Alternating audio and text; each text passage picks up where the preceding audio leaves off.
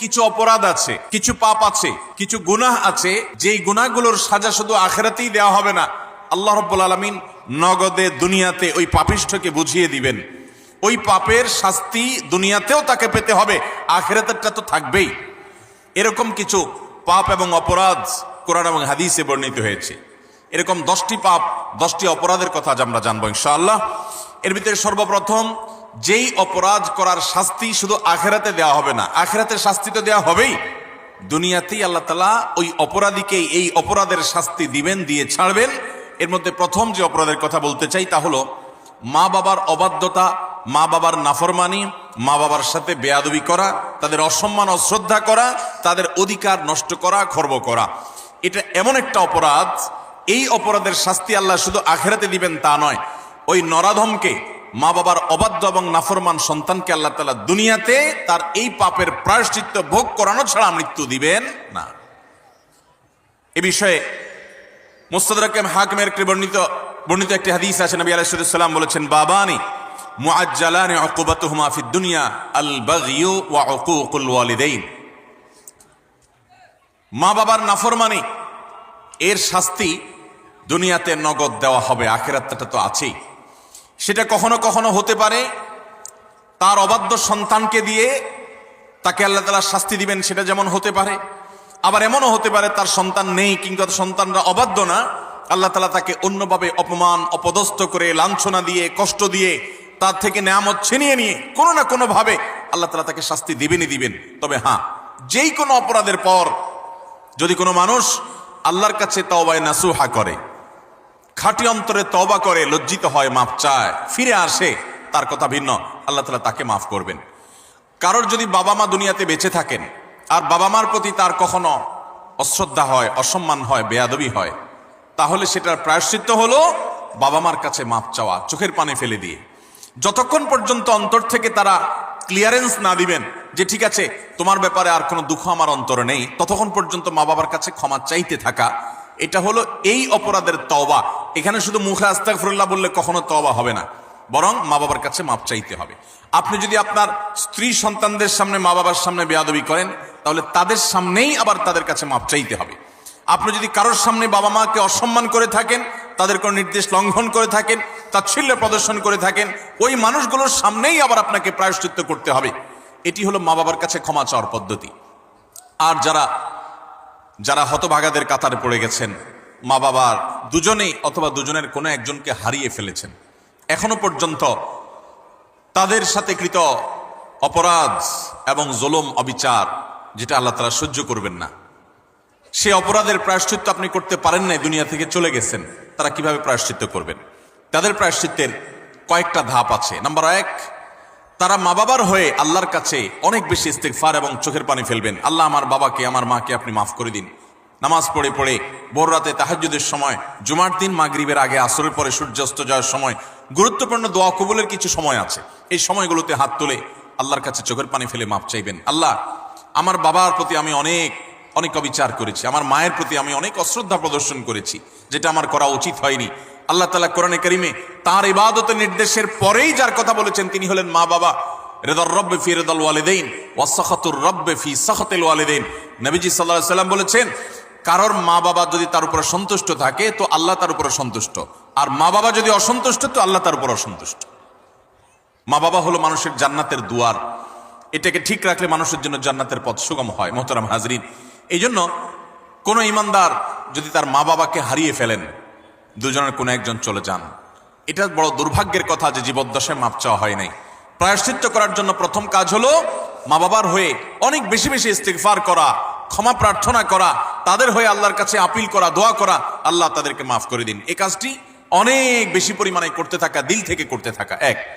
দ্বিতীয়ত যে কাজটা করতে হবে তা হলো, সহিহ মুসলিম বর্ণিত একটা হাদিস থেকে আমরা জানতে পারি, নবী আলাইহিস সালাম বলেছেন, কোন ব্যক্তি তার বাবা মার প্রতি বাধ্যগত হওয়ার, তাদের অনুগত হওয়ার, তাদের প্রতি সদাচরণ করার একটা গুরুত্বপূর্ণ পার্ট এবং অংশ হলো মা বাবার অগোচরে কিংবা তাদের উপস্থিতিতে তাদের যে বন্ধু বান্ধব আছেন, তারা যাদের সাথে উঠা বসা করতেন, তাদের সহপাঠী যারা ছিলেন, সেই মানুষগুলোকে বাবা মার মতো সম্মান করা। ধরুন আপনার বাবা দুনিয়া থেকে চলে গেছেন, বাবার বন্ধু কারা ছিলেন, বাবার সহচর কারা ছিলেন, বাবার একান্ত কাছের কারা ছিলেন। আপনার বাবা বেঁচে থাকতে আপনার ছোট ভাই বোনদেরকে অনেক আদর করতেন, আপনার বাবার অনুপস্থিতিতে আপনি তাদেরকে আদর করলেন। আপনার বাবা বেঁচে থাকতে তার নাতি নাতনিদেরকে অনেক কেয়ার করতেন, তিনি নাই, আজকে আপনি তার হয়ে সেই কাজটা করলেন। আপনার বাবা বেঁচে থাকলে তার বন্ধু বান্ধবদের সম্মান করতেন, স্নেহ করতেন, ভালোবাসা দিতেন, দাওয়াত দিয়ে খাওয়াতেন, আপনি তার অগোচরে সেই কাজটা করলেন।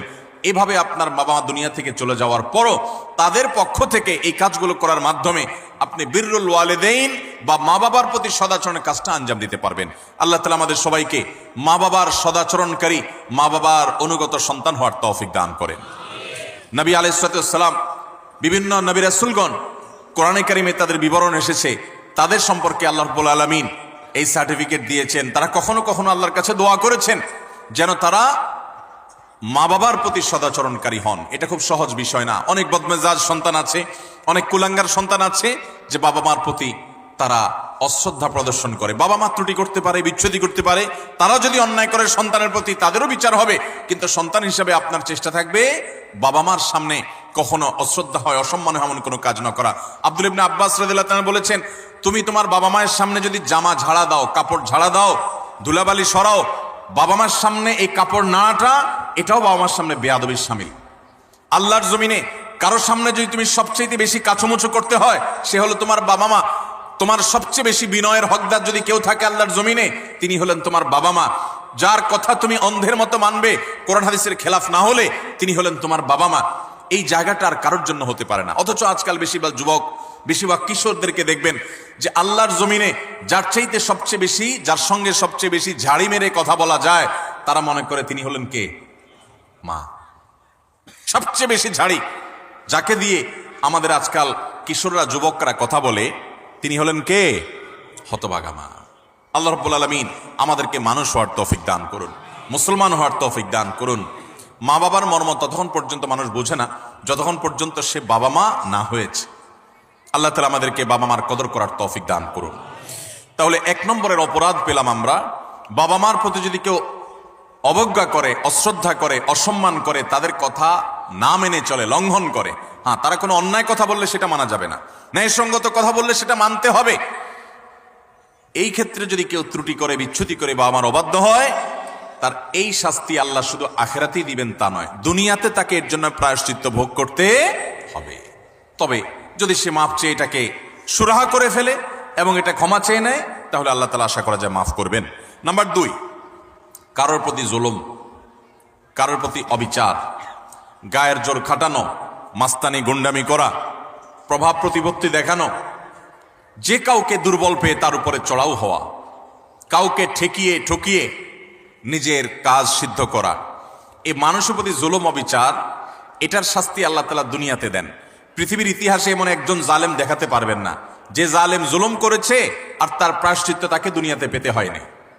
পৃথিবীর ইতিহাসের সর্বপ্রথম জালিম, মানব সভ্যতার, মানব ইতিহাসের সর্বপ্রথম জালিম ছিল কাবিল, আদম আলাইহিস সালামের ছেলে কাবিল। সে জুলুম করেছে নিজের আপন ভাই হাবিলের প্রতি। আল্লাহ তাআলা তার মুখ উন্মোচন করে দিয়েছেন, তাকে অপমান অপদস্থ করেছেন, তার এই কুকর্ম আল্লাহ তাআলা ফাঁস করে দিয়েছেন। এটি ছিল আল্লাহর পক্ষ থেকে তার জন্য দুনিয়ার শাস্তি, আখিরাতের শাস্তি তো আছেই। পৃথিবীর ইতিহাসে বহু জালেম গিয়েছে, নমরুদ জুলুম করেছে, আবু জাহাল জুলুম করেছে, উতবা সাইবা জুলুম করেছে, অনেক পরাশক্তি জুলুম করেছে। আল্লাহ তাআলা তাদের প্রত্যেককে অপদস্থ করেছেন, অপমান করেছেন, তাদের মুখ সম্মোচন করেছেন, তাদের শাস্তি দিয়েছেন। তবে আল্লাহ ছাড় দেন, আল্লাহ ছাড় দেন। আল্লাহ বলেছেন ইন্নামা নুমলি লাহুম, আমি ছাড় দিয়ে রাখি, ইন্না কাইদি মাতিন। ছাড় দেওয়ার পরে যখন ধরি, সে ধরাটা হয় বড় শক্ত, সেটা থেকে বাঁচার কোনো উপায় থাকে? জুলুম এমন অপরাধ, কোন মুসলমান যদি কোনো হিন্দুর প্রতি জুলুম করে, কোন নামাজি মানুষ যদি কোনো বেনামাজির প্রতি জুলুম করে, কোন ধার্মিক মানুষ যদি কোনো অধার্মিক মানুষের প্রতি জুলুম করে, তারপরও আল্লাহ তাআলার সাহায্য ওই মাজলুমের প্রতি থাকে, হোক সে অমুসলিম, হোক সে অন্য ধর্মের মানুষ। কারণ জুলুমকে আল্লাহ কখনো সহ্য করেন। ভাইরা আমার, পশু পাখি তাদের কোনো জান্নাতও নাই, জাহান্নামও নাই। পশু পাখির কোনো জান্নাত জাহান্নাম আছে? তাদের কোনো ইবাদত বন্দেগী আছে? আল্লাহ তাআলা কিয়ামতের দিন গরু ছাগলকে জিজ্ঞাসা করবেন, তোমার যৌবনকাল কিভাবে কাটাইছো? ঘাস খায় কাটছো নাকি শুয়ে শুয়ে কাটছো? আল্লাহ জিজ্ঞাসা করবেন। জিজ্ঞাসাবাদ হবে মানুষের এবং জিনের, পশু পাখির কোনো জিজ্ঞাসাবাদ হবে? পশু পাখির আল্লাহ জিজ্ঞাসা করবেন ঘাস বেশি খাইছো কিনা, অপচয় করছো কিনা, তোমার মালিক তোমাকে ঘাস খাইতে দিছে, অর্ধেক খাইছে আর অর্ধেক ফালাইছো, অপচয় করছো, জবাব দাও, এরকম কোনো কথা আছে হাদিস কোরআনে? নাই। তাদের কোনো বিচার নাই। কিন্তু জুলুম এমন অপরাধ, পশু পাখি পর্যন্ত একজন আরেকজনের উপর যদি জুলুম করে, একটা গরু অন্য গরুটার উপরে চড়াও হয়ে তাকে আক্রমণ করে রক্তাক্ত করে ফেলেছে, গায়ের জোর ছিল। একটা ছাগল শিং ছিল, আরেকটা শিং ছিল না, যার শিং ছিল সে শিং দিয়ে গুতগুতি করে অন্য আরেকটা ছাগলকে আহত করেছে, আঘাতপ্রাপ্ত করেছে। একটা মোরগ অন্য মোরগের প্রতি অবিচার করেছে। নবী করিম সাল্লাল্লাহু আলাইহি সাল্লামের সুস্পষ্ট হাদিস পাওয়া যায়, কিয়ামতের ময়দানে এই পশুগুলোকে আল্লাহ তাআলা মাটি হওয়া থেকে আবার পুনরায় সৃষ্টি করবেন এবং দুনিয়াতে যে যার প্রতি অবিচার করেছে সেই অবিচারের বিচার আল্লাহ করবেন, যে এখন তুমি যে দুর্বল ছিল সে সবল যে তার প্রতি জুলুম করেছে তার প্রায়শ্চিত্ত স্বরূপ তাকে সে গুঁতো মারবে এবং এর শাস্তি পাবে। এরপর আল্লাহ বলবেন কুনু তুরাবা, তোমরা আবার মাটি হয়ে যাও, আবার তারা মাটির সাথে মিশে যাবে। অর্থাৎ তাদের কোনো বিচার নেই। কিন্তু পশু পাখিও যদি একে অন্যের প্রতি জুলুম করে আল্লাহ রাব্বুল ইজ্জত তার বিচার কিয়ামতের ময়দানে করবেন। তাহলে মানুষের জুলুম এটা কত জঘন্য হতে পারে, কত ভয়াবহ হতে পারে। কোরআনে কারিমে আল্লাহ তাআলা বলেছেন ওমা রব্বুকা বিযাল্লামিল লিল আবিদ, তোমার রব আল্লাহ তিনি বান্দার প্রতি কোনো জুলুম করেন না। আল্লাহ হাদিসে কুদসিতে বলেছেন ইন্নী হারামতু যুলমা আলা নাফসি, আমি আল্লাহ বলেছেন তিনি আল্লাহ, তিনি তার নিজের প্রতি নিজে জুলুমকে হারাম করে দিয়েছেন। আল্লাহর উপরে কোনো হালাল হারাম করার কেউ আছে? হালাল হারাম করবে তো তিনি, যিনি মহান সৃষ্টিকর্তা, তিনি নিজে সৃষ্টিকর্তা, তাকে আবার হালাল হারাম বাতাবে কে? তার জন্য কোনো বিধিনিষেধ তো থাকার কথা নয়, কিন্তু তিনি নিজের প্রতি নিজে এটা আরোপ করেছেন যে আমি জুলুমকে আমার উপরে হারাম করে দিয়েছি। আজ সমাজের চতুর্দিকে তাকালে দেখবেন এই ভয়াবহ অপরাধ।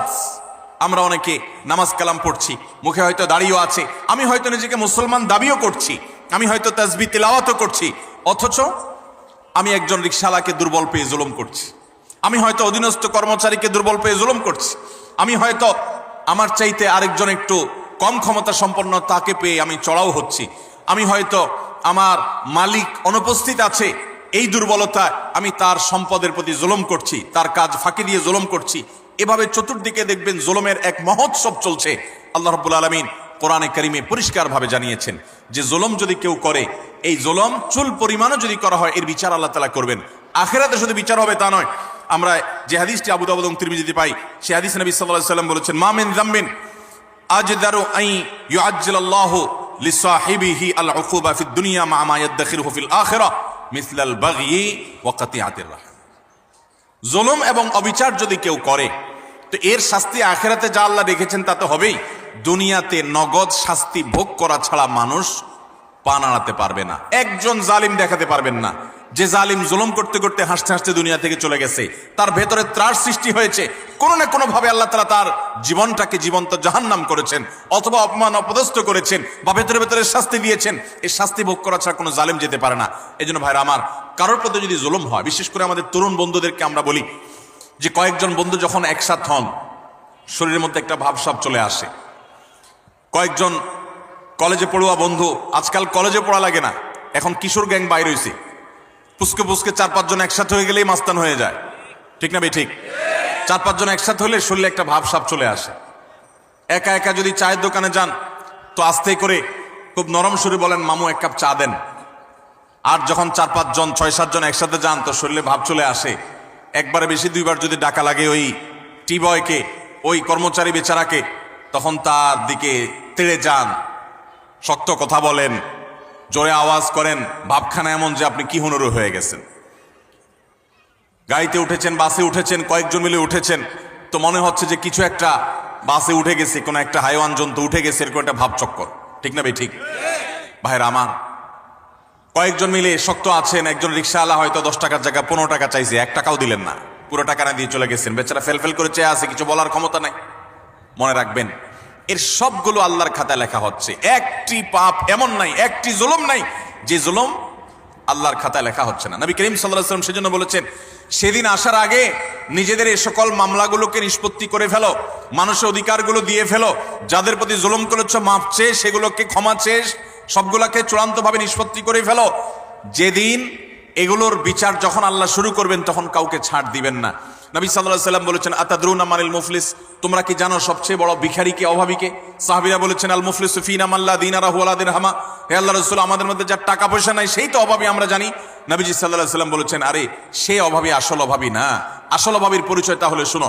একটা লোক দুনিয়াতে অনেক কোরআন তেলাওয়াত করেছে, অনেক তাসবিহ জপেছে, অনেক হজ উমরা করেছে, অনেক বেশি ইবাদত বন্দেগী করেছে, অনেক নফল নামাজ পড়েছে, নফল রোজা রেখেছে, অনেক দান সাদেকা করেছে, অনেক ভালো কথা মানুষকে শুনিয়েছে, অনেক মাহফিলে সে গিয়েছে, অনেক ভালো কাজে সহযোগিতা করেছে, হাজী সাহেব গাজী সাহেব হয়েছে, সবই ঠিক আছে।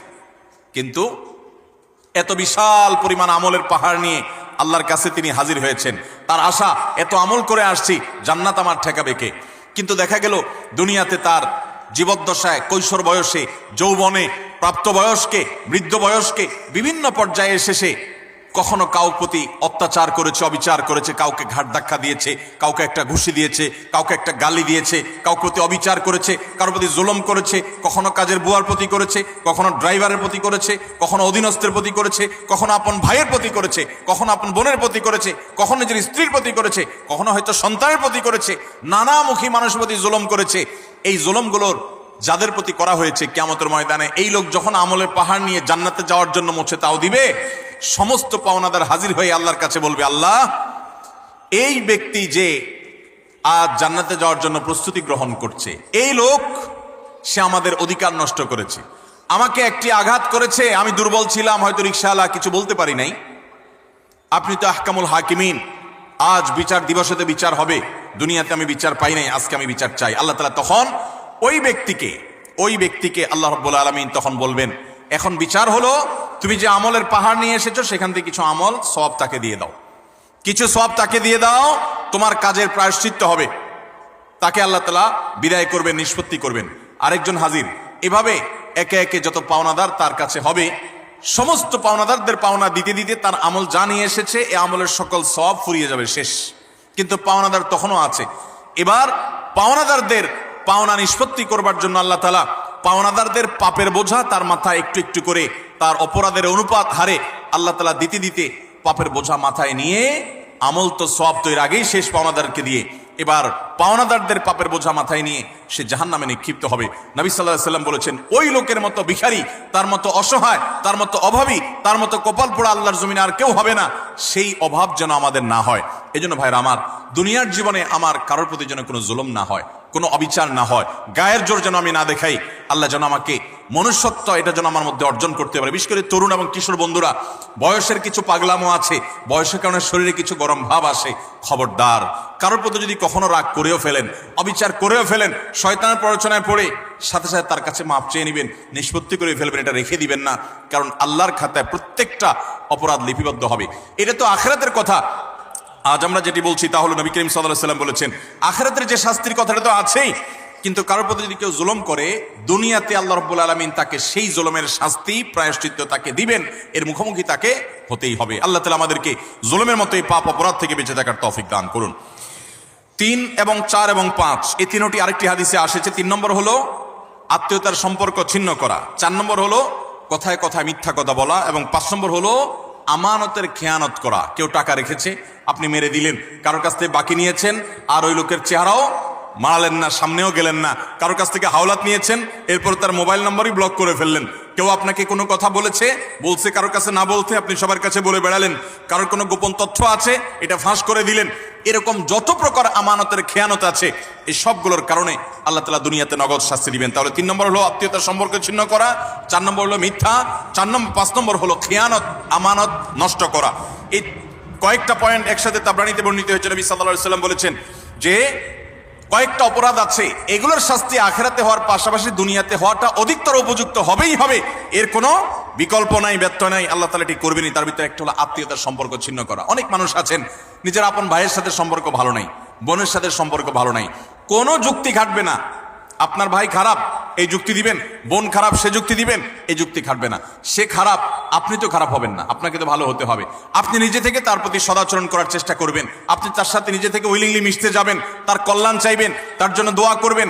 হ্যাঁ, তার সাথে মিশতে গেলে সে ক্ষতি করে, সে মামলা মোকদ্দমা করে, সে শত্রুতা করে, তাহলে ভিন্ন কথা, আপনি যান বাঁচানোর জন্য দূরে থাকতে পারবেন। কিন্তু আত্মীয়তার সম্পর্ক রক্ষা করা সুন্নত না নফল? আত্মীয়তার সম্পর্ক রক্ষা করা কি নফল কাজ না সুন্নত কাজ? ফরজ। 5 ওয়াক্ত নামাজ পড়া যেরকম ফরজ, রমজানের রোজা রাখা যেরকম ফরজ, আত্মীয়তার সম্পর্ক রক্ষা করাটাও কি? অনেক মুসলমান এটা জানেন না। আপনার ভাই বোন, তার সাথে আপনার সুসম্পর্ক বজায় রাখতে হবে। আত্মীয়ের তালিকায় রক্ত সম্পর্কীয় যাদের সাথে আপনার ব্লাডের কানেকশন আছে, এই রক্ত সম্পর্কীয় আত্মীয়দের মধ্যে সবচেয়ে অবহেলিত আত্মীয়ের নাম হলো ফুফু। সবচেয়ে অবহেলিত আত্মীয়ের নাম কি? ফুফু। কজন বলতে পারবেন যে ফুফুর সাথে নিয়মিত যোগাযোগ করেন? যাদের ফুফু আছে কজন যোগাযোগ বলতে পারবেন? অল্প কয়েকটা হাত উঠছে। বেশিরভাগ মানুষ ফুফুদের সাথে কোনো সুসম্পর্ক নাই। হ্যাঁ, কোনো কোনো ক্ষেত্রে ফুফুরাও অমানুষের মতো ভাতিজার প্রতি, ভাতিজিদের প্রতি আচরণ করে, আছে কিছু বিচ্ছিন্ন ঘটনা, কিন্তু তারপরও ভাতিজা হিসাবে আপনার চেষ্টা থাকবে যে আমার বাবার বোন, আমাদের শরীরের রক্ত একই রক্ত, অতএব তার প্রতি আমার অধিকার, তার প্রতি আমার কর্তব্য আছে, তার প্রতি আমার দায়িত্ব আছে। সে দায়িত্ববোধ থেকে অন্তত সুসম্পর্ক বজায় রাখা, খোঁজ খবর নেওয়া। আজকাল মোবাইলের যুগে খোঁজ খবর নেওয়া খুব সহজ, কিন্তু মুশকিল হলো সোশ্যাল মিডিয়া নামে যে সমস্ত নেটওয়ার্ক, যে সমস্ত অ্যাপ, যে সমস্ত সুযোগ সুবিধা আমাদের কাছে আসছে আজ, এগুলো আমাদের সবচেয়ে বেশি আনসোশ্যাল করে দিয়েছে। এই সোশ্যাল মিডিয়া আমাদের এক একজনের 5,000 করে বন্ধু তালিকায় আছে। অনেকের এই 5,000 ফুল। 5,000 বন্ধুর হক আদায় করতে করতে নিজের রক্ত সম্পর্কে আত্মীয়দের সাথে 6 মাসে একবার ফোনে কথা বলার টাইমও আমরা পাই না। ঠিক কিনা বলেন ভাইরা আমার? আপনার এই ফেক বন্ধু, কাগজে বন্ধু, ফেসবুকীয় বন্ধু, কোরআন এবং হাদিসের আলোকে এদের কোনো হক আপনার কাছে সে অর্থে? অথচ বন্ধু আপনার পোস্টে লাইক মারছে, আপনি পাল্টা লাইক না মানলে বন্ধু নাখোশ হয়ে যায়। এই জন্য ঘুরে ঘুরে তার ওয়ালে গিয়া লাইক মারা লাগে। বন্ধু আপনার পোস্টে কমেন্ট করছে, আপনি কমেন্ট না করলে, রিপ্লাই না দিলে সে নাখোশ হয়, জন্য রিপ্লাই দেওয়া লাগে। মেসেঞ্জারে নক করছে, রিপ্লাই দেওয়া লাগে। এই 5,000 এই সমস্ত কাগজে বন্ধু আর ফেসবুকীয় বন্ধুর হক আদায় করতে গিয়ে আসল আপন যারা, তাদেরকে আজকাল আমরা ভুলে গেছি। আল্লাহ তাআলা আমাদেরকে আত্মীয় স্বজনের হক আদায় করার তৌফিক দান করুন। আপনি আপনার রক্ত সম্পর্ক আত্মীয়দের সাথে খোঁজ খবর রাখতে হবে। আপনার খালা আপনার রক্ত সম্পর্কীয় আত্মীয়, আপনার মামা আপনার রক্ত সম্পর্কীয় আত্মীয়, আপনার চাচা আপনার রক্ত সম্পর্কীয় আত্মীয়। আমাদের সমাজে দেখবেন যে চাচা এবং ফুফু, তাদের সাথে একসাথে থাকার কারণে, জমিজমার ব্যাপার স্যাপার থাকার কারণে অনেক সময় বুঝের অমিল হয়, গন্ডগোল হয়, মামলা কন্দম পর্যন্ত জড়ায়, মনোমালিন্য হয়, কিন্তু তারপরও দিন শেষে তারা আপনার রক্ত সম্পর্কীয় আত্মীয়। আপনি একজন মুসলমান হিসাবে তাদের সাথে সম্পর্ক ছিন্ন কখনো করতে পারবেন না, কোনো যুক্তিতে না। হ্যাঁ, সে আপনার ক্ষতি করছে, বাধ্য হয়ে আপনি ছিন্ন করতে হচ্ছে বা দূরে থাকতে হচ্ছে, ভিন্ন কথা। এছাড়া অন্য কোনো যুক্তিতে আপনি আত্মীয়তার সম্পর্ক ছিন্ন করতে পারবেন না। অনেক লোক বলে আমার আত্মীয়, সে তো আমার খোঁজ খবর নেয় না, আমি একা নেওয়া লাগে। হ্যাঁ, আপনি একা নিবেন, আপনি আল্লাহর কাছে সওয়াব পাবেন। সে নিচ্ছে না, সে দায়ী হবে, অপরাধী হবে। সে নিচ্ছে না, এই যুক্তিতে আপনি তাকে ছিন্ন করার অধিকার। আল্লাহ তাআলা আমাদেরকে আত্মীয়তার সম্পর্ক রক্ষা করার তৌফিক দান করুন। চাচা এবং ফুফুদের খোঁজ খবর নেব তো ইনশাআল্লাহ।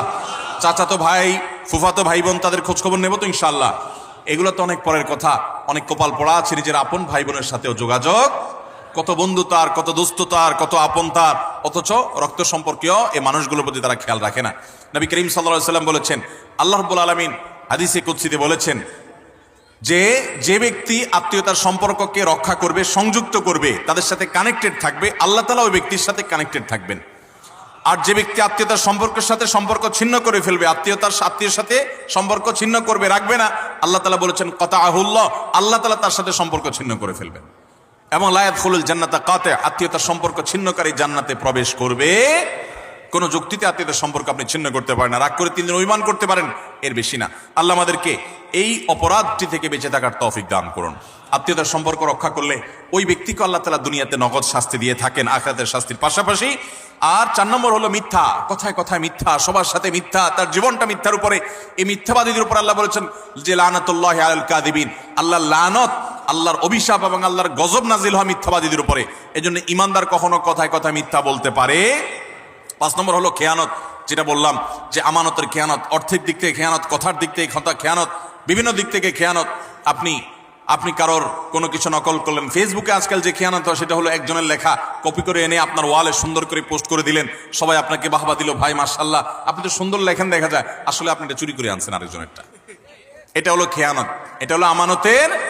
এখন আজকাল তো বই পুস্তকেই হয় ডাইরেক্ট, অথচ এই খেয়ানত ফেসবুকেও পোলাপান করতে এখন বড় বড় শিক্ষাবিদরা বই পুস্তকেই এই আকাম করছেন। অতএব এই সমস্ত খেয়ানত, এটা কোনো মুসলমানের চরিত্র হতে পারে। মুসলমান কখনো এই 2 নম্বরই করবে। অতএব আমানত আমরা রক্ষা করবো তো ইনশাআল্লাহ। নবী সাল্লাল্লাহু আলাইহি ওয়াসাল্লাম বলেছেন, ইযা হাদ্দাসার রাজুলু ফালতাফাতা ফাহিয়া আমানা। তোমার সাথে কেউ কথা বলেছে, কথা বলার পর সে সেখান থেকে সরে গেছে, সাথে সাথে ওই কথাটা তোমার কাছে আল্লাহর পক্ষ থেকে আমানত হয়ে গেছে। এই আমানত রক্ষা করার চেষ্টা করবো তো ইনশাআল্লাহ। আপনার কাছে কেউ এখান থেকে কোনো কথা বলেছে, আপনার কাছে হোয়াটসঅ্যাপে একটা মেসেজ পাঠাইছি, কয়দিন পরপরই দেখবেন ফেসবুকে প্রায় সময় দেখবেন যে স্ক্রিনশট আউট হয়ে গেছে, হয় কি হয় না? স্ক্রিনশট কি হয়ে গেছে? এটা প্রচার হয়ে গেছে। আপনার সাথে এখান থেকে কেউ আলাপ করেছে, আপনি তার কোনো দুর্বল দিক পাইছেন, কোনো কারণে শত্রুতা উদ্ধার করা দরকার, আপনার সাথে সে একান্তের আলাপচারী থাকে, আপনি ফেসবুকে প্রচার করে দিলেন। এটা আমানতের খেয়ানত, এটা মানুষের প্রাইভেসি লঙ্ঘন। ইসলাম মানুষের প্রাইভেসিকে এত গুরুত্ব দেয় যে কেউ যদি কারোর বাড়িতে উকি মারে, এবং দেখার চেষ্টা করে তার ব্যক্তিগত সময়কার উঠা বসা, কাজ কাম, অ্যাক্টিভিটিস, নবী আলাইহিস সালাম বলেছেন এটা এমন জঘন্য অপরাধ যে এই লোকের চোখ উফড়ে ফেলার মতো অপরাধ সে করেছে। আজকাল দেখবেন প্রায় সময় অমুকের আইডি হ্যাক করেছে, অমুক আইডি হ্যাক করে সেখান থেকে তার ব্যক্তিগত সব তথ্য সে ফাঁস করেছে, এটা করেছে সেটা করেছে। কেউ কারোর মোবাইল ফাইলে ঘাটাঘাটি করে তার ব্যক্তিগত জিনিসপত্র ঘাটাঘাটি শুরু করে। এগুলো সবগুলো আমানতের খেয়ানত। আমাদের কথা, আমাদের কাজ, আমাদের টাকা, আমাদের পয়সা, লেনদেন সবকিছুতে আমানতদারিতা দেখাতে হবে। আমানতের খেয়ানত যারা করে, আপনি কাউকে আমানতের খেয়ানত করবেন, আল্লাহ তাআলা আপনাকে এই পরিস্থিতির মুখোমুখি করবেন। বিদায় এ ধরনের গুনাহ থেকে আমরা বেঁচে থাকবো ইনশাআল্লাহ। নাম্বার 6, কোন মুসলমানকে অপমান করা। আমাদের যুবকদের কাছে আজকাল সবচাইতে প্রিয়, সবচেয়ে পছন্দের পাপ হলো এটা। যে পাপটা করতে আমাদের যুব সমাজ সবচেয়ে বেশি মজা পায়, স্বাদ পায়, এনজয় করে, রসিয়ে রসিয়ে যে পাপটা করে আমাদের যুবক বন্ধুরা, সেটা হলো কাউকে অসম্মান করা, অপমান করা। দেখবেন 2-4 জন বন্ধু মিলে আরেকজনকে নিয়ে টিজ করছে, আরেকজনকে নিয়ে উত্ত্যক্ত করছে, আরেকজনকে নিয়ে বাজে কথাবার্তা বলছে। এমনকি আপনার ইউনিভার্সিটিগুলোতে আমরা প্রায় সময় দেখি যে কি হয়ে থাকে, র্যাগিং এর শিকার হয় ছোট ভাইয়েরা, জুনিয়ররা, এবং এটাকে তারা মনে করছে তাদের অধিকার। মানুষ যখন অসভ্য হয়ে যায়, পশুদের মধ্যে এই কালচার নাই যে একে অন্যকে অপমান করে তারা এরকম অসভ্যের মতো আনন্দ উৎসব করে, এটা তাদের মধ্যে পর্যন্ত নেই। আল্লাহ তাআলা সেজন্য এই মানুষগুলোর সম্পর্কে বলেছেন, উলাইকা কাল আনআমি বাল হুম আদাল। যাদের হিতাহিত জ্ঞান নেই, ভালো মন্দ পরখ করার মতো ক্ষমতা নেই, অন্যায় করে আবার সে উল্লাস করে, ফুর্তি করে, এই মানুষগুলো চতুষ্পদ জন্তুর চাইতে আরো খারাপ, কারণ চতুষ্পদ জন্তু এত খারাপ হতে পারে না। অতএব আমাদের যুবক বন্ধুরা, কোনোদিন কাউকে অপমান করে, কাউকে কষ্ট দিয়ে, কাউকে আঘাত করে, আসেন 4-5 বন্ধু একসাথে, এক বেচারা একা একা যাচ্ছে, তাকে নিয়ে হাসাহাসি করলেন, ঠাট্টা মশকরা করলেন, ইয়ারকি ফাজলামতি করলেন, তাকে অপমান করলেন, তাকে অপদস্থ করলেন, তাকে বেইজ্জত করলেন, অথচ এটা তার জন্য কষ্টের, এটা তার জন্য বেদনার, এটা তার জন্য যন্ত্রণার। আপনি যে মানুষ হয়ে থাকেন, আপনি যে মুসলমান হয়ে থাকেন, তো আপনার হাসি তামাশার নামে, বন্ধু বান্ধবের সাথে আড্ডার নামে আপনি কখনো এই অপকর্ম করতে পারেন?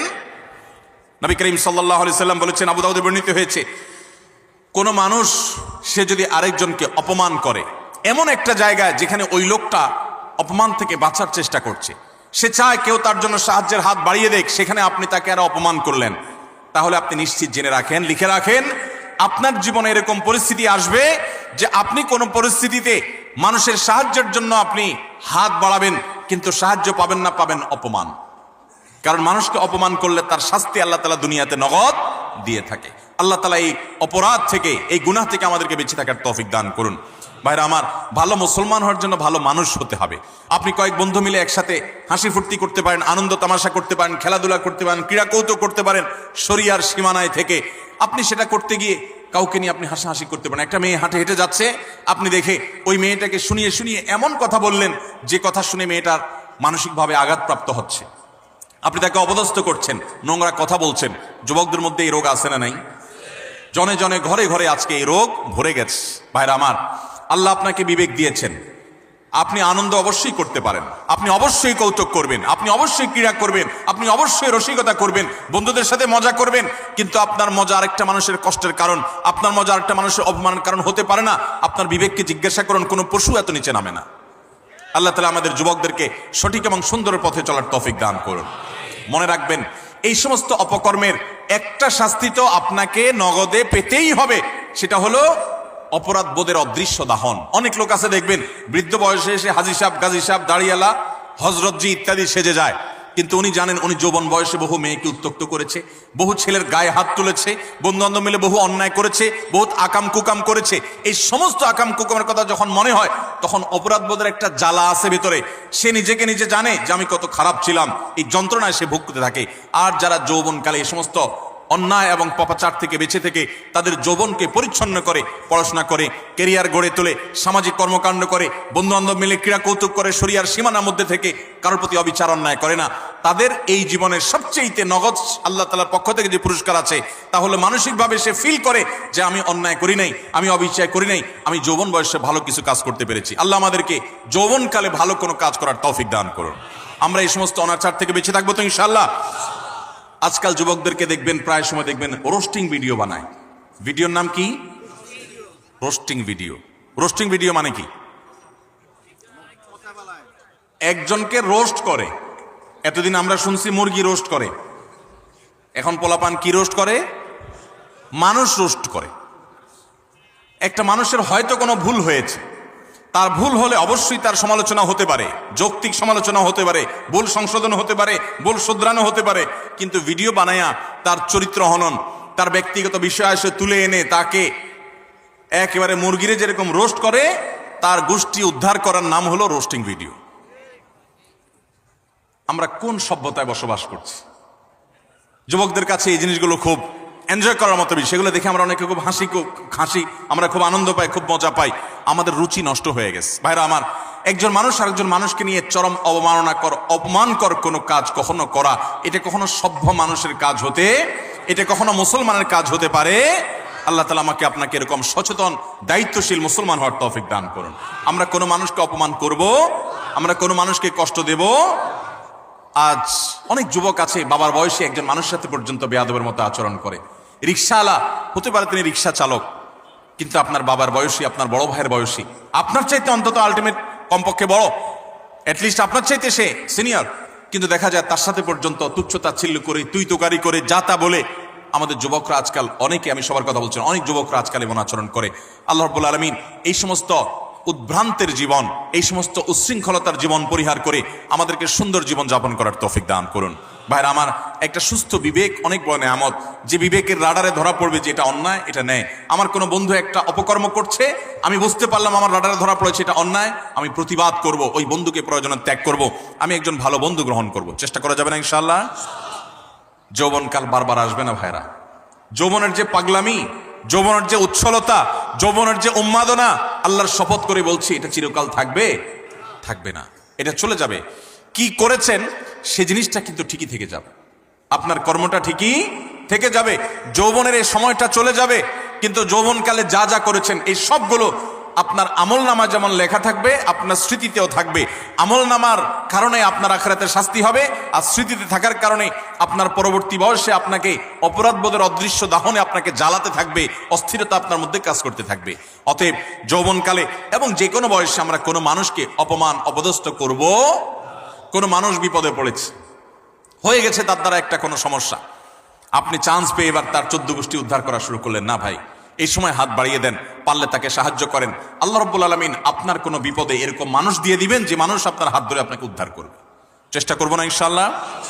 তাহলে 6 নম্বর অপরাধ এটি যে কোনো মানুষকে অপমান করলে, কোনো মুসলমানকে অপমান করলে তার শাস্তি আল্লাহ রাব্বুল আলামিন দুনিয়াতে দেন। এবং যে ব্যক্তি কোনো বিপদে পড়া মানুষকে, যার দরকার সাহায্য, সে সাহায্যের জন্য হাহাকার করছে, ওই টাইমে তাকে আরো আঘাত করে, আরো আক্রমণ করে, তার রোস্টিং ভিডিও বানায়, তার চরিত্র হনন করে, তাকে অপমান অপদস্থ করে, এই ব্যক্তি তার যখন জীবনে এরকম পরিস্থিতিতে পড়বে, আল্লাহ তাআলা ঠিক একইভাবে অন্য আরেক পাপিষ্ঠকে দিয়ে আল্লাহ তাআলা তাকে সাইজ করবেন। বিদায় বেঁচে থাকবো তো ইনশাআল্লাহ। নাম্বার 7, মানুষকে দেখানোর জন্য কোনো ভালো কাজ করলে, এখন ফেসবুকের সময়, এমন কোনো ভালো কাজ পাওয়া কঠিন হবে যেটা আমরা ফেসবুকে দেই না। আমরা আমাদের আস-সুন্নাহ ফাউন্ডেশনের বিভিন্ন ভালো কাজ কার্যক্রম ফেসবুকে দেই, সেটা হলো জবাবদিহিতা। ডোনাররা যে ডোনেশন করেন তাদের টাকা কোথায় খরচ হচ্ছে, সেটা কিভাবে খরচ হচ্ছে, সেটা তাদেরকে জানানোর জন্য। ব্যক্তিগত দান, ব্যক্তিগত ভালো কাজ, এটাকে একজন ইমানদার যথাসম্ভব লুকাবার চেষ্টা করবে। হ্যাঁ, অন্যকে উৎসাহিত করবার জন্য দান কখনো প্রকাশ্যও দেওয়া যেতে পারে, সেটা প্রশংসনীয় হতে পারে, কিন্তু আজকাল দেখবেন যে যুবকদের দোষ দিয়ে লাভ কি? অনেক মধ্যবয়স্ক মানুষও আছে, দেখা যায় কোনো গরিব মানুষকে হয়তো একটা কলা দান করছে, কলা ত্রাণ হিসাবে, ওই কলা দেখা যায় 6 জন 7 জন মিলে ধরে রাখছে, বোঝার কোনো উপায় নেই কি গরিবকে দিচ্ছে না গরিবে তাদেরকে দিচ্ছে। এই চিত্র আমাদের সমাজে আছে না নাই? সামান্য কয়টা মুড়ি দিচ্ছে, সামান্য একটা কিছু দিচ্ছে, তো এতজন মিলে দিচ্ছে, এটা দেখে বোঝার উপায় নাই যে গরিব মানুষটা দিচ্ছে না এরা গরিব মানুষকে দিচ্ছে। এই সমস্ত তামাশা আমাদের সমাজে হয় কি হয় না বলেন? কদিন আগে একটা ভিডিও ভাইরাল হয়েছে যে এক লোক দোয়া করবে, তো একটা ছেলেকে মোবাইল দিয়া ভিডিও করতে লাগাই দিছে, ওইটা আবার আরেকজন ভিডিও করে ফেলছে। এবার সে হাত তুলে কাঁদতেছে, কান্দা শেষ, মোবাইল অফ করে ভিডিও ফেসবুকে ছেড়ে দিস। ভাইরা আমার, ওমরা করতে গেলে, কোন একটা ভালো কাজ করতে গেলে সেলফি সেলফি সেলফি ছাড়া কিচ্ছু। একটা হুজুর দেখছে দোয়া নিবে, হুজুর কাছে কিছু শিখবে, এখন এসব নাই, হুজুর দাঁড়ান একটা সেলফি নেই। এই রোগ আমাদেরকে প্রচন্ড আকারে ধরছে কি ধরে নাই? একটা হলো স্মৃতি রাখলাম, উৎসাহিত অনুপ্রাণিত হলাম, সেটা ভিন্ন বিষয়। বেশিরভাগ ধান্দাই হলো ফেসবুকে একটা পোস্ট দেবো, মানুষ বলবে ওরে বাপরে বাপ তুই এই লোক পাইলি কোত্থেকে, মাশাআল্লাহ মারহাবা, কিছু লাইক কমেন্টের বিজনেস হবে। আমাদের মানুষকে দেখাবার প্রবণতা এখন এমন ভাবে হয়ে গেছে যে আমরা এমন কোনো কাজ করি না যেটার ফিডব্যাক দুনিয়াতে আশা করি না, অথচ আল্লাহ তাআলার নেককার বান্দা তারা যারা কোনো ভালো কাজ করে তার বিনিময় আশা করবে কার কাছে? আল্লাহর কাছে। আল্লাহ তাআলা আমাদেরকে সেরকম নিষ্ঠাবান মানুষ হওয়ার তৌফিক দান করুন। নবী আলাইহিস সালাম বলেছেন মুসনাদ আহমদের হাদিসে, মান সাম্মা আন-নাস বিআমালিহি সাম্মা আল্লাহু বিহি। যে ব্যক্তি কোনো ভালো কাজ করে গল্প দিয়ে বেড়াবে শুধুমাত্র মানুষের কাছে, লোক শোনানো, লোক দেখানো কাজ করবে, আল্লাহ রাব্বুল আলামিন ওই ব্যক্তিকে এই কাজের প্রায়শ্চিত্ত দুনিয়াতেই দিবেন এবং তার শাস্তি দুনিয়াতেই হবে। আল্লাহ তাআলা আমাদেরকে এই লৌকিকতা, মানুষকে দেখাবার জন্য ভালো কাজ করার এই বদ অভ্যাস পরিহার করার তৌফিক দান করুন। নাম্বার 8, যদি কেউ নেয়ামতের নাশুকরি করে, আল্লাহ কোন নেয়ামত দিয়েছেন সেটার নাশুকরি করেছে, এই ব্যক্তিকে আল্লাহ তাআলা নগদ শাস্তি দিবেন। সূরা নাহল 128 নম্বরে আল্লাহ তাআলা বলেছেন, ওয়াদারাবাল্লাহু মাসালান কারিয়াতান কানাত আমিনাতান মুতমাইন্নাহ। একটা জনপদের মানুষ, তারা নিরাপদে ছিল, সুখে শান্তিতে ছিল, আল্লাহ তাআলা তাদেরকে নিরাপদে রেখেছেন, ভালো রেখেছেন। ইয়াতিহা রিজকুহা মিন কুল্লি মাকান, প্রত্যেকটা জায়গা থেকে আল্লাহর পক্ষ থেকে রিজিক আসতো। ফাকাফারাত বিআনআমিল্লাহ, তারা আল্লাহর নিয়ামতকে অস্বীকার করে বলেছে, না শুকরি করেছে। ফাযাকাহাল্লাহু লিবাসাল জুই ওয়াল খাউফি বিমা কানু ইয়াসনাউন, তাদের এই না শুকরির কারণে আল্লাহ তাআলা তাদেরকে আল্লাহ রাব্বুল আলামিন দুর্ভিক্ষ, অভাব অনটন, আশঙ্কা এবং ভয়ের শাস্তি দুনিয়াতে দিয়েছেন, আখিরাতে তো বটে। অনেক মানুষ আছে দেখবেন নাশুকরি করে, আপনি অনেক উপকার করেছেন, বলবেন না আমি কিছুই তো পাই নাই, আমি নিজে নিজে করেছি। এই নাশুকর ঠিকই এক সময় বিপর্যস্ত হবে এবং বিপদগ্রস্ত হবে, এবং যে নিয়ামত পেয়ে সে নাশুকরি করেছে এই নিয়ামত আল্লাহ তার কাছ থেকে ছিনিয়ে নিবেন, আজ হোক আর 2 দিন পরে হোক। বিধায় এই ধরনের গুনাহ থেকে আমরা বেঁচে থাকবো তো ইনশাআল্লাহ। অনেক মানুষ আছে দেখবেন আল্লাহর শুকর খুব আদায় করে, মানুষের শুকর আদায় করে না, আছে না নাই? অনেক লোক আছে ঢাকা শহরে আসার সময় লঞ্চের ভাড়া, বাসের ভাড়াটাও ছিল না, ঝুলে ঝুলে চলে আসছে। এরপর আল্লাহ তাআলা তাকে এমন সম্পদ দেওয়া দিয়েছেন, যেভাবে হোক সে এমন সম্পদ কামাইছে, 2-4টা বাড়ির মালিকও হয়ে গেছে, আছে না না এরকম অনেক মানুষ। কিন্তু ঘন ঘন দেখবেন আল্লাহর শুকর আদায় করে যে আল্লাহ আমাকে সব দিছে। ঠিক আছে, আল্লাহই তো দিছে, কিন্তু আল্লাহর কিছু বান্দাদের ভূমিকা ছিল কি ছিল না? তাদের নাম মুখে নিতে রাজি না, নিলে তো ছোট হয়ে যাবে, আছে না এরকম চরিত্রের মানুষ? কোন অর্জন হলে সব ক্রেডিট আল্লাহরে দেয়, এটা ভালো, কিন্তু আল্লাহকে শুধু দিলে হবে না। কোন বান্দা যদি আপনাকে উপকার করে, আপনাকে এই পর্যন্ত আসতে সহযোগিতা করে, তো তার কৃতজ্ঞতাও আপনাকে আদায় করতে। নবী আলাইহিস সালাম বলেছেন, মাল্লাম ইয়াশকুরিন নাস লাম ইয়াশকুরিল্লাহ, যে মানুষের কৃতজ্ঞতা আদায় করে না, অকৃতজ্ঞ হয়, সে আল্লাহর প্রতি অকৃতজ্ঞ, সে আল্লাহর কৃতজ্ঞতা আদায় করার কোনো মূল্য হতে। বিধায় মানুষের কৃতজ্ঞতা আদায় করবো তো ইনশাআল্লাহ। যে যতটুকু আমার উপকার করেছে, যার দ্বারা যতটুকু অর্জিত হয়েছে, এটাকে অকপটে স্বীকার করার মতো মানসিকতা থাকতে হবে। ইমানদার কখনো অকৃতজ্ঞ, নাশকর হতে পারে, এ নাশকরির শাস্তি আল্লাহ তাআলা দুনিয়াতে দিয়ে থাকেন। ঠিক একইভাবে 9 নম্বরের যে অপরাধ, তা হলো ব্যবসায় ফাঁকি দেওয়া।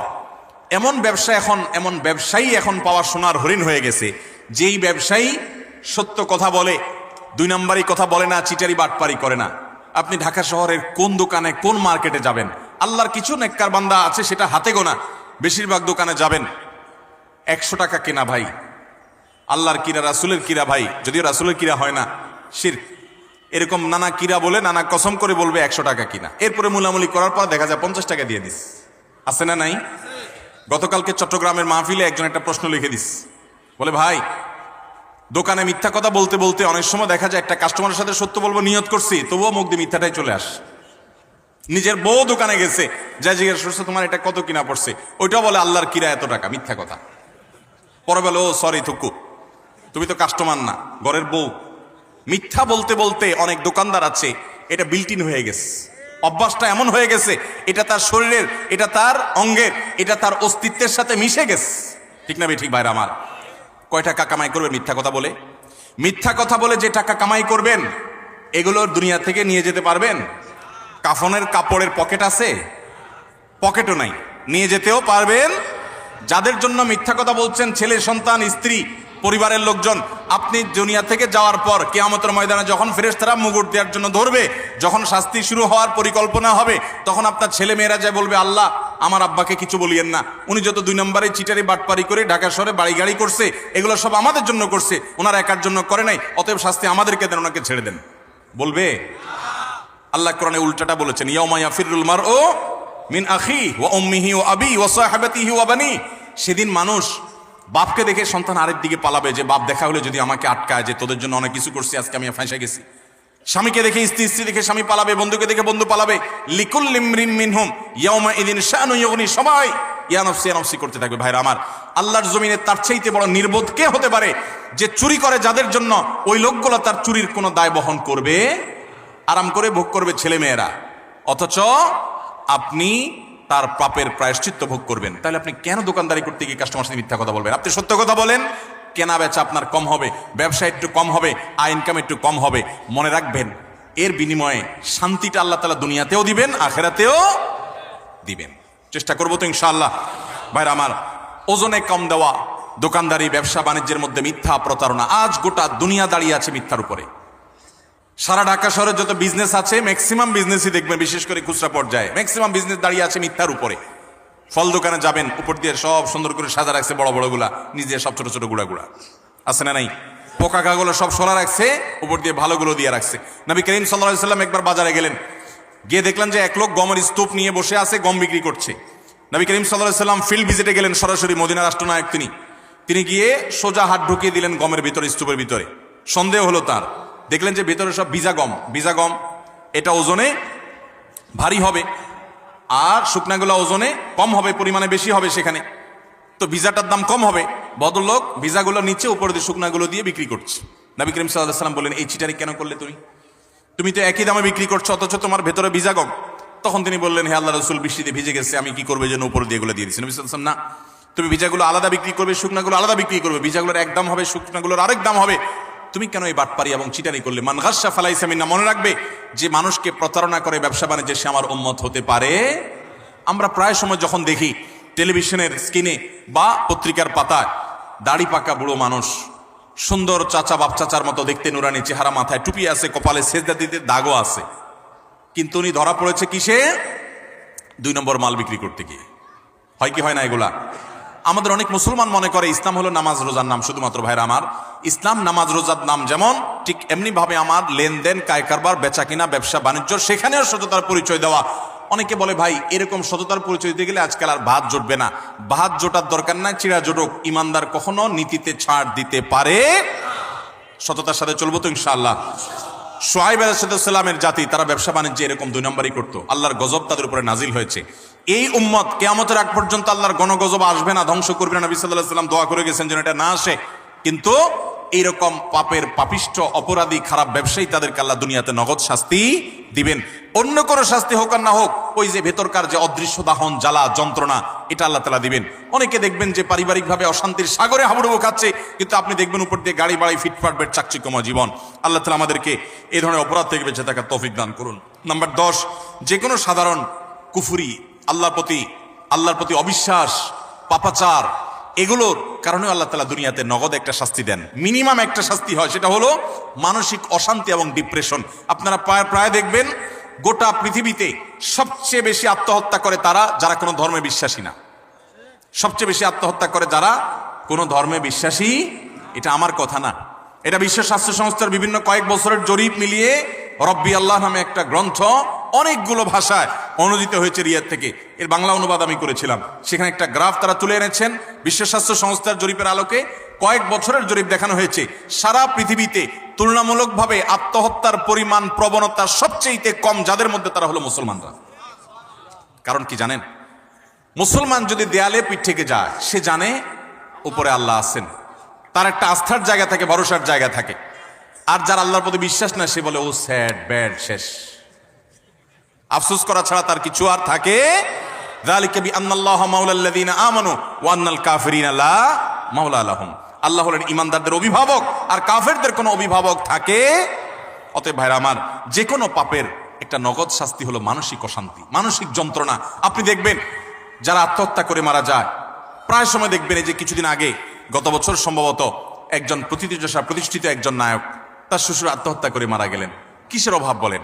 টাকা আছে, পয়সা আছে, গাড়ি আছে, হ্যাঁ কিছু দেনা হয়েছেন, কিছু পেরেশানি হয়েছে, এটা তো অনেক গরিব মানুষের হয়, অনেক ইমানদারের হয়।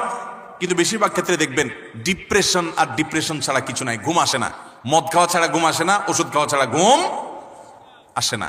অথচ ভোগের যত উপকরণ সব তার হাতের কাছে আছে, মদের বোতলও তার কাছে আছে, নর্তকীও তার সামনে আছে, অন্যায়, পাপাচার এবং উচ্ছলতা এটা করার যত মাধ্যম আছে সব তার হাতের কাছে আছে, কিন্তু শান্তি জিনিসটা নাই। মানসিক শান্তি জিনিসটা আল্লাহ রাব্বুল আলামিন কোরআনে কারিমে বলেছেন, আলা বিযিক্রিল্লাহি তাতমাইন্নুল, আল্লাহর জিকির, আল্লাহর আনুগত্যের মধ্যে প্রশান্তি আসে। ভাইরা আমার, সালাহাতুস সঙ্গে বুদি দিল খারাস, আজ মুদে এক জামানা খাকে বাস।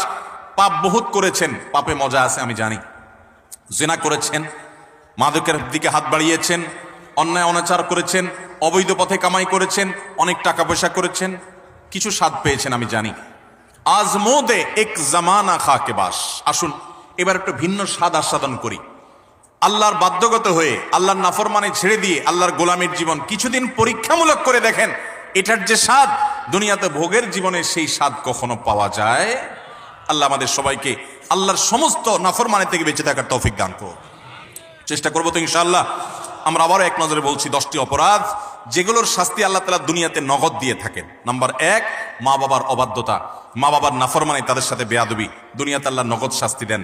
নাম্বার 2, কারো প্রতি জুলুম অবিচার করলে ওই জালিমকে অপমান অপদস্থ করা, তাকে আল্লাহ তাআলা তার ভিতরে ত্রাসের সৃষ্টি করা, অশান্তির সাগরে ডুবানো, নগদ শাস্তি আল্লাহ তাআলা জালিমকে দেন কারো প্রতি জুলুম করলে। নাম্বার 3, আত্মীয়তার সম্পর্ক যদি কেউ ছিন্ন করে। নাম্বার 4, কেউ যদি মিথ্যা কথা বলে। নাম্বার 5, আমানত দেয় কিন্তু আমানতের খেয়ানত করে, এই ব্যক্তিগুলোর শাস্তি আল্লাহ তাআলা দুনিয়াতে দেন। নাম্বার 6, কাউকে অপমান করলেন, অপদস্থ করলেন, অসম্মান করলেন, কারোর ইজ্জত সম্মানে টানাটানি করলেন। আজকাল দেখা যায় ফেসবুকীয় প্রজন্ম, আমাদের ফেসবুক প্রজন্ম দেখা যায়, ইউটিউব প্রজন্ম, টুইটার প্রজন্ম এবং আপনার এই টিকটক প্রজন্ম মানুষকে নিয়ে যাহা তা করছে, এতে তার ইজ্জত যাচ্ছে, কার সম্মান যাচ্ছে, এগুলো দেখা দেখি নাই।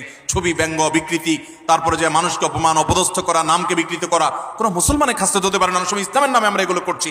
এগুলো যে করবে আল্লাহ তাআলা তাকে দুনিয়াতে নগদ শাস্তি দিবেন, অপমান করবেন, অপদস্থের মুখোমুখি করবেন।